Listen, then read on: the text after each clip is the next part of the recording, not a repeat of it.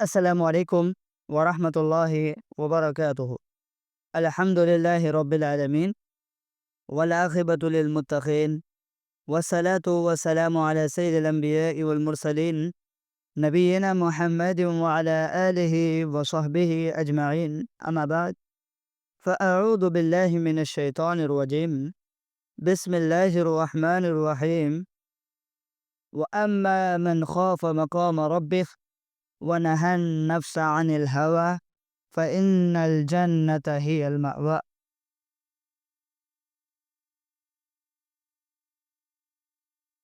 محترم حضرات و حاضرین، اللہ تعالیٰ اس دنیا کا خالق کائنات اور مالک کائنات ہے، جو یکتا ہے، وحدہ لا شریک اور ہر چیز پر قادر ہے۔ اللہ اپنے بندوں سے اس بات کا مطالبہ کرتے ہیں کہ انسان اس سے ڈر کر زندگی گزارے۔ ہر لمحہ اس کا ڈر بندے کے دل و دماغ میں موجود ہو، جیسا کہ اللہ رب العالمین فرماتے ہیں فَاتَّقُوا اللَّهَ مَا اسْتَطَعْتُمْ۔ جتنی طاقت تم رکھتے ہو، جتنی قوت تم رکھتے ہو، اس اعتبار سے اللہ سے ڈرتے رہو۔ دوسرے مقام پر اللہ رب العالمین نے فرمایا انما ذالکم الشیطان یخوف اولیاء فلا تخافوهم وخافون ان کنتم مؤمنین، کہ خبر دینے والا شیطان ہی ہے جو اپنے دوستوں سے ڈراتا ہے، تم ان کافروں سے نہ ڈرو اور میرا خوف رکھو اگر تم مومن ہو۔ ایک دوسرے مقام پر اللہ رب العالمین نے فرمایا فَلَا تَخْشَوُا النَّاسَ وَاخْشَوْنِي وَلَا تَشْتَرُوا بِآيَاتِي ثَمَنًا قَلِيلًا۔ اب تمہیں چاہیے کہ لوگوں سے نہ ڈرو اور صرف میرا ڈر رکھو، میری آیتوں کو تھوڑے سے مول پہ نہ بیچو۔ مزید فرمایا وَإِيَّايَ فَارْهَبُونِ، اور مجھ سے ہی ڈرو۔ دیکھیے، اگر ہم اپنے دل میں، اپنے دماغ میں اللہ کا ڈر، اللہ کا خوف رکھیں گے، اللہ سے ڈرنے کی وجہ سے بہت سارے فوائد، بہت سارے ثمرات مجھے اور آپ کو حاصل ہوں گے۔ اور انسان جیسی سوچ رکھتا ہے، اللہ رب العالمین اس بندے کے ساتھ ویسا ہی معاملہ فرماتے ہیں۔ انس بن مالک رضی اللہ عنہ سے روایت ہے، نبی صلی اللہ علیہ وسلم نے ایک نوجوان کے پاس سے تشریف لے گئے۔ وہ مرنے کے قریب تھا، قریب الموت تھا، مرض الموت میں مبتلا تھا۔ آپ صلی اللہ علیہ وسلم نے فرمایا کہ تم اپنے آپ کو کیسے پاتے ہو؟ وہ نوجوان کہنے لگا اے اللہ کے رسول صلی اللہ علیہ وسلم، اللہ رب العالمین کی قسم، اللہ کی رحمت کی امید بھی ہے اور گناہوں کا خوف بھی ہے۔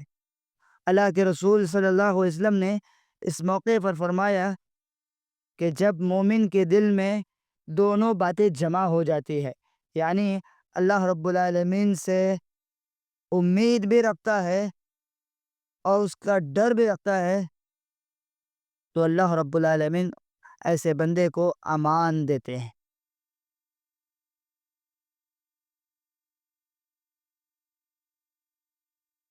ابو ہریرہ رضی اللہ عنہ سے روایت ہے، نبی صلی اللہ علیہ وسلم سے دنیا کا خوف اور آخرت کے خوف کے بارے میں آپ صلی اللہ علیہ وسلم سے روایت ہے، اللہ کے رسول صلی اللہ علیہ وسلم نے فرمایا مجھے میری عزت کی قسم ہے، اللہ رب العالمین فرماتے ہیں مجھے اپنے عزت کی قسم ہے، میں اپنے بندے میں دو خوف اور دو امن اکٹھے نہیں کروں گا۔ اگر اس نے دنیا میں مجھ سے خوف رکھا تو میں اسے قیامت کے دن امن دوں گا، اگر دنیا میں مجھ سے بے خوف رہا تو میں قیامت کے دن خوف سے دوچار کروں گا۔ اور جو بندہ اپنے دل میں، اپنے دماغ میں اللہ کا ڈر، اللہ کا خوف رکھتا ہے، اللہ سے ڈرتے ہوئے زندگی گزارتا ہے، اللہ ایسے بندے کو جہنم میں داخل نہیں کریں گے۔ ابو ہریرہ رضی اللہ عنہ سے روایت ہے، رسول اکرم صلی اللہ علیہ وسلم کا فرمان ہے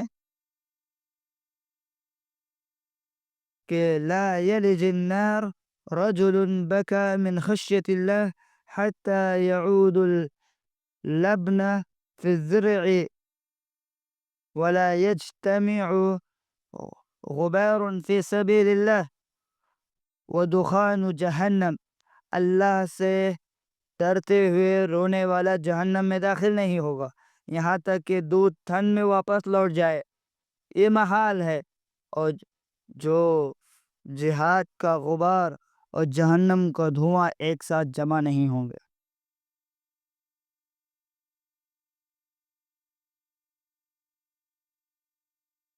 آئیے ذرا آگے چلتے ہیں. ہمارے جو اسلاف تھے، صحابہ کرام تھے، سلف صالحین تھے، تابعین تھے، ائمہ تھے، وہ اللہ سے کتنا ڈرنے والے تھے. ان کے دلوں میں اللہ رب العالمین کا کیا خوف تھا، کیا ڈر ان کے دل و دماغ میں اللہ رب العالمین کا تھا. آئیے جاننے کی کوشش کرتے ہیں.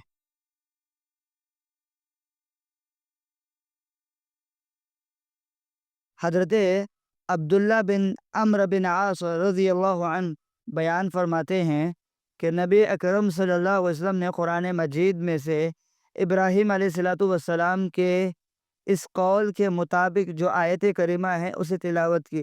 رب ان ہن اضللن کثیرا من الناس فمن تبعنی فانہ منی. اے میرے رب، ان بتوں نے بہت لوگوں کو گمراہ کر دیا ہے. جو شخص میرا پیروکار ہوگا، جو میرے راستے پر ہے، اور جس نے میری نافرمانی نہیں کی، تو اس کو بخشنے والا اور مہربان ہے. وہ اس آیت کریمہ کو پڑھیں جس میں عیسیٰ علیہ السلام کا یہ قول ہے ان تعذبهم فإنهم عبادك وَتَغْفِرْ لَهُمْ فَإِنَّكَ أَنْتَ الْعَزِيزُ الْحَكِيمُ. اے اللہ، اگر تو ان کو عذاب دے تو یہ تیرے بندے ہیں، اور اگر تو ان کو بخش دے تو غالب حکمت والا ہے. پھر اللہ کے رسول صلی اللہ علیہ وسلم نے اپنے ہاتھ مبارک بلند فرمائے اور کہا اللہم امتی امتی. اے اللہ، میری امت میری امت. پھر آپ صلی اللہ علیہ وسلم پر بے ہوشی طاری ہو گئی. آپ صلی اللہ علیہ وسلم نے فرمایا، اللہ تعالیٰ نے فرمایا یا جبریل اذهب الى محمد وربك اعلم فسلہ ما یبکیک. اے جبریل، آپ محمد صلی اللہ علیہ وسلم کے پاس جاؤ، ان سے معلوم کرو، حالانکہ اللہ رب العالمین خوب علم رکھنے والا ہے، ان پر اس قدر گرا کیوں طاری ہے. جبریل علیہ السلام رسول اکرم صلی اللہ علیہ وسلم کی خدمت میں حاضر ہوئے. آپ صلی اللہ علیہ وسلم سے معلوم کر کے اللہ رب العالمین کو خبر دی، حالانکہ اللہ رب العالمین خوب جانتے ہیں. اللہ تعالیٰ نے جبریل علیہ السلام سے فرمایا یا جبریل اذهب الى محمد فقل ان سنرزیک فی امتک ولا نسوک. اے جبرائیل، آپ محمد صلی اللہ علیہ وسلم کے پاس جاؤ، ان سے کہو کہ آپ کی امت کی بخشش کے معاملے میں ہم آپ کو راضی کر دیں گے اور آپ کو رنجیدہ نہیں کریں گے.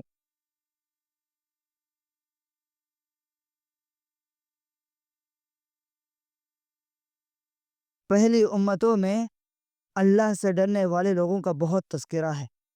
صحیح بخاری کی حدیث کو اٹھائیے، راوی حدیث ابو ہریرہ رضی اللہ عنہ ہے، بیان کرتے ہیں اللہ کے رسول صلی اللہ علیہ وسلم نے بیان فرمایا کہ ایک آدمی بہت گناہ گار تھا، بہت گناہ کیا ہوا تھا اس نے. جب اس کی موت کا وقت آیا تو اللہ کے ڈر سے، اللہ کے خوف سے اس نے اپنے بیٹوں سے کہا کہ دیکھو، جب میں مر جاؤں تو مجھے اچھی طرح سے جلا دینا، پھر میرے جلے ہوئے جسم کی راکھ کو پیس دینا اور میری راکھ کو ہوا میں اڑا دینا. اللہ کی قسم، اگر میرے رب نے مجھے پکڑ لیا اور مجھے ایسا عذاب دے گا اور جیسا عذاب کبھی کسی کو نہ دیا ہوگا. جب وہ مر گیا، اس کے بچوں نے اس کی وصیت پر عمل کرتے ہوئے اسے کیا کیا؟ جلا دیا اور اس کی راکھ کو ہوا میں اڑا دیا. اللہ تعالیٰ نے زمین کو حکم دیا تو اس کے ساتھ اسی طرح ہوا. اللہ رب العالمین نے زمین کو حکم دیا کہ اپنے اندر موجود اس کے بکھرے ہوئے تمام راک ذرات کو جمع کر دے. اس کے ذرات کو جمع کر دے. وہ پورے جسم کے ساتھ اللہ رب العالمین کے سامنے کھڑا ہو گیا. اللہ تبارک و تعالیٰ نے فرمایا تمہیں اس حرکت نے کس وجہ سے تمہیں اس حرکت کو کرنے پہ تم مجبور ہو گئے؟ کیا وجہ تھی کہ تم نے یہ کام کیا؟ اس نے کہا اے میرے رب تیرے خوف تیرے ڈر کی وجہ سے میں نے یہ کام کیا. تو اللہ تعالیٰ نے قلبی خوف و خشیت کی وجہ سے اسے بخش دیا. عبادہ بن صامت رضی اللہ عنہ جہنم کو یاد کر کے اکثر رویا کرتے تھے. چنانچہ زیاد بن اسود رضی اللہ عنہ فرماتے ہیں کہ سیدنا عبادہ بن صامت رضی اللہ عنہ بیت المقدس کے مشرقی دیوار پر تھے. اچانک رونے لگ گئے. لوگوں نے پوچھا کہ اے عبادہ بن صامت آپ کو کیا ہو گیا ہے؟ آپ کیوں رو رہے ہیں؟ عبادہ بن صامت رضی اللہ عنہ فرمانے لگے یہی وہ جگہ ہے جہاں رسول اکرم صلی اللہ علیہ وسلم نے ہمیں بتایا کہ میں نے جہنم دیکھی ہے، اس وجہ سے میں رو رہا ہوں. اللہ کے ڈر اللہ کے خوف کی وجہ سے میرے آنکھوں سے آنسو آ رہے ہیں. عبداللہ بن مسعود رضی اللہ عنہ کا کہ دل میں اللہ کا کیا ڈر تھا، کیا خوف تھا، آئیے جاننے کی کوشش کرتے ہیں. سیدنا سعد اخرم رضی اللہ عنہ فرماتے ہیں کہ میں سیدنا عبداللہ بن مسعود رضی اللہ عنہ کے ساتھ جا رہا تھا. آپ لوہار کی دکان سے گزرے. انہوں نے آگ سے سرخ لوہا باہر نکالا ہوا دیکھا تو سیدنا عبداللہ بن مسعود رضی اللہ عنہ اسے دیکھنے کے لیے کھڑے ہوئے گئے اور رونے لگ گئے. عبداللہ بن رواحہ رضی اللہ عنہ کے دل میں اللہ کا کیا خوف تھا، اللہ کا کیا ڈر تھا، آئیے جاننے کی کوشش کرتے ہیں. عبداللہ بن رواحہ رضی اللہ عنہ نے اپنی بیوی کی گود میں سر رکھا اور آپ رونے لگ گئے. آپ کی بیوی بھی آپ کو دیکھ کر رونے لگ گئی. آپ نے اپنی بیوی سے پوچھا کہ تمہیں کس چیز نے رولا دیا ہے؟ کہتی ہے میں نے آپ کو روتے دیکھا اس لیے میں بھی رو رہی ہوں. عبداللہ بن رواحہ رضی اللہ عنہ فرماتے ہیں میں نے تو اللہ رب العالمین کے اس فرمان کو یاد کر کے رویا ہے کہ وَإِن مِّنكُمْ إِلَّا وَارِدُهَا، سو میں نہیں جانتا کہ میں اس سے نجات پاؤں گا یا نہیں پاؤں گا. ذرا غور کیجیے، ذرا سا سوچیے تو صحیح کہ ہمارے اسلاف صحابہ کرام اللہ کے ڈر اللہ کے خوف سے رویا کرتے تھے. ان کے دلوں میں کیا خوف تھا اللہ کا، کیا ڈر تھا ان کے دلوں میں اللہ رب العالمین کا. ربیع بن خثیم رحمہ اللہ، ابو وائل رحمہ اللہ فرماتے ہیں کہ ہم عبداللہ بن مسعود رضی اللہ عنہ کے ساتھ باہر نکلے. ہمارے ساتھ ربیع بن خثیم رحمہ اللہ بھی تھے. سیدنا عبداللہ بن مسعود رضی اللہ عنہ دریائے فرات کے کنارے ایک تنور جلائے کے پاس سے گزرے. جب اس کے اندر سے دہکتی ہوئی آگ دیکھی تو آپ نے اس آیت کریمہ کی تلاوت کی اذا رأتهم من مكان بعيد سمعوا لها تغيظا وزفيرا. یہ سن کر ربیع بن خیثم کہ جب جہنم کافروں کو دور سے دیکھے گی تو کافر چلانے لگیں گے، پکارنے لگیں گے. یہ سن کر ربیع بن خثیم رحمہ اللہ بے ہوش ہو کر گر پڑے. لوگ انہیں اٹھائے اور ان کے گھر لے کر جا کر چارپائی پر لٹا دیا. عبداللہ بن مسعود رضی اللہ عنہ ان کے پاس صبح سے لے کر ظہر تک ان کے پاس بیٹھے رہے. وہ صبح بے ہوش ہوئے، ظہر میں ہوش میں آئے. ذرا غور کیجئے، ذرا سوچئے تو صحیح، اللہ کے خوف سے اللہ کے ڈر سے اتنے دیر بے ہوش ہو گئے ہو. اللہ کا کیا خوف ان کے دلوں میں تھا، اللہ کا ڈر کیا ان کے دلوں میں تھا. آج وہ ڈر وہ خوف آج ہمارے اندر نہیں ہے.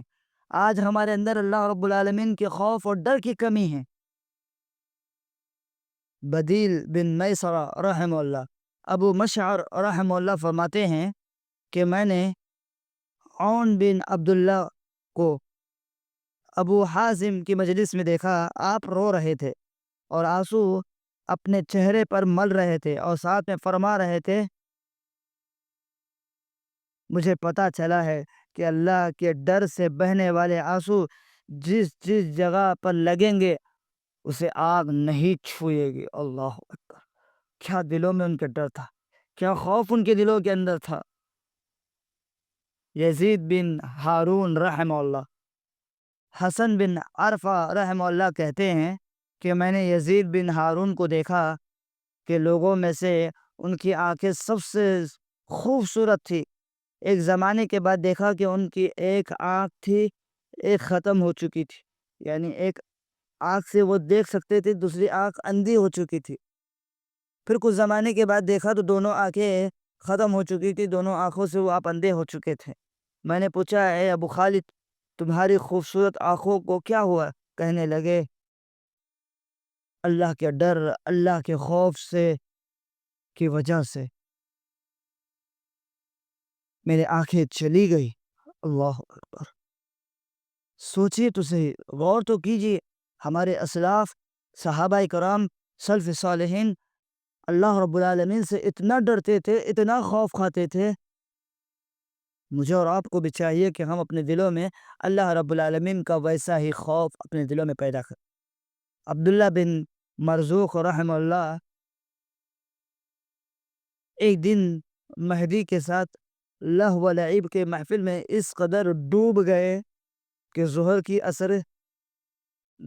ظہر کی نماز، عصر کی نماز، مغرب کی نماز نہ پڑھ سکے، اور ہر نماز کے وقت آپ کی ایک لونڈی آپ کو یاد دلانے کے لیے آتی کہ نماز کا وقت ہو چکا ہے، آپ نماز کے لیے جائیے۔ جب عشاء کی نماز کا وقت ہوا، آپ کی نوکرانی، آپ کی لونڈی ہاتھ میں آگ کا ایک چھوٹا سا انگارہ لے کر آئی اور اسے حضرت عبداللہ بن مرزوق رحمہ اللہ کے پیر پر رکھ دیا، جس کی وجہ سے حضرت عبداللہ بن مرزوق رحمہ اللہ کو بہت تکلیف محسوس ہوئی۔ پوچھا، یہ کیا حرکت ہے؟ آپ کی لونڈی، آپ کی نوکر نے کیا کہا؟ جواب دیا، یہ تو دنیا کی آگ کا انگارہ ہے جسے آپ برداشت نہیں کر سکے، جسے آپ برداشت نہیں کر پا رہے ہیں، تو آخرت کی آگ کو کس طرح برداشت کرو گے؟ آخرت کی آگ کو کس طرح برداشت کر پاؤ گے؟ باندی کی یہ بات سن کر، نوکرانی کی یہ بات سن کر عبداللہ بن مرزوق رحمہ اللہ زار و قطار رونے لگ گئے اور پھر نماز کے لیے اٹھ کھڑے ہوئے۔ باندی کی، نوکرانی کی اس بات کا اثر ان کے دل پر اتنا گہرا ہوا کہ آپ نے اپنے تمام نوکروں کو، غلاموں کو آزاد کر دیا، اور جو کچھ ان کے پاس مال تھا وہ تمام کا تمام مال صدقہ و خیرات کر دیا، اور بچی کچی زندگی سبزی بیچ کر، ترکاری بیچنا شروع کر دیا۔ ایک دن امام سفیان بن عیینہ اور فضیل بن عیاض رحمہ اللہ ان کے پاس تشریف لائے۔ انہوں نے دیکھا کہ ایک اینٹ کا انہوں نے تکیہ بنایا ہوا ہے اور ان کے پیچھے اور کچھ نہیں ہے۔ امام سفیان نے ان سے کہا، جو شخص اللہ تعالیٰ کے لیے کسی چیز کو چھوڑ دے تو اللہ رب العالمین اس سے بہترین نعم البدل اسے عطا کرتے ہیں، تو ترک دنیا کے عوض اللہ رب العالمین نے آپ کو کیا عطا فرمایا؟ انہوں نے جواب دیا، میں جس حال میں ہوں اللہ تعالیٰ نے مجھے اس حال میں خوش رہنے کی توفیق عطا فرمائی۔ اللہ!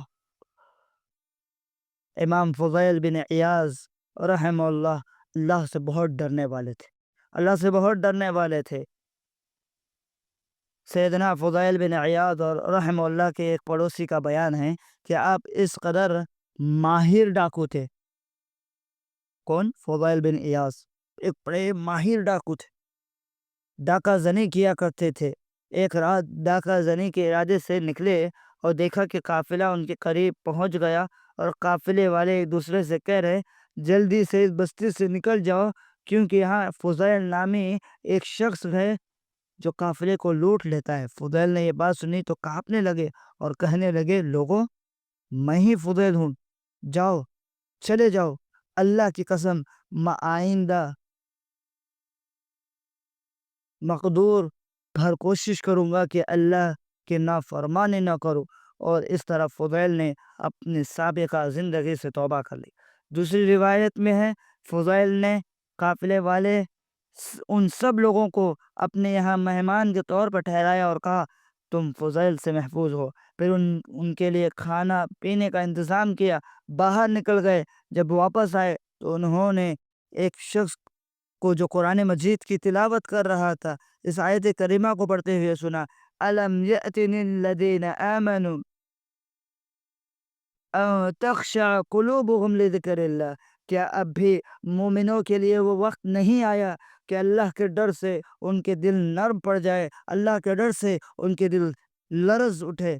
انہوں نے جب یہ آیت کریمہ سنی کہا اللہ کی قسم اب میرا وقت آ گیا ہے، اور اس طرح انہوں نے اپنی توبہ کی ابتدا کی۔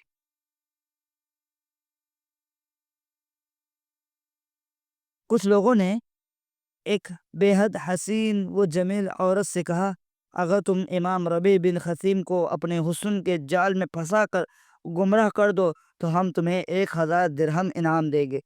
وہ خوبصورت عورت اس بات پر آمدہ ہو گئی اور اس نے انتہائی خوبصورت لباس زیبتن کیا، عمدہ خوشبو لگائی، اور امام ربیع جب مسجد میں جانے لگے تو راستے میں ان کے سامنے آ گئی، اور اس وقت ننگے منہ تھے۔ امام ربیع رحمہ اللہ نے اس کی طرف دیکھا اور فرمایا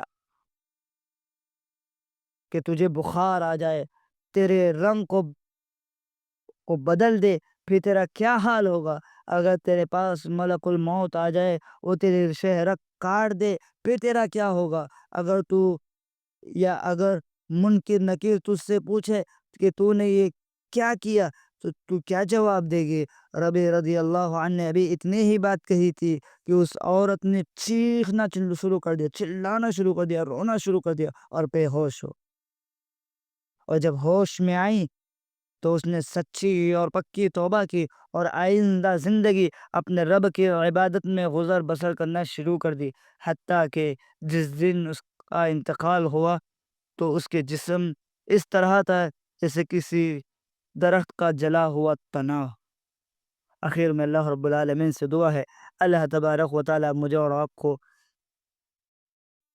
جب تک اس دنیا میں زندہ رکھے، ایمان اسلام کی حالت میں زندہ رکھے، خاتمہ بالخیر ہو، آمین۔ وآخر دعواہم من الحمد للہ رب العالمین۔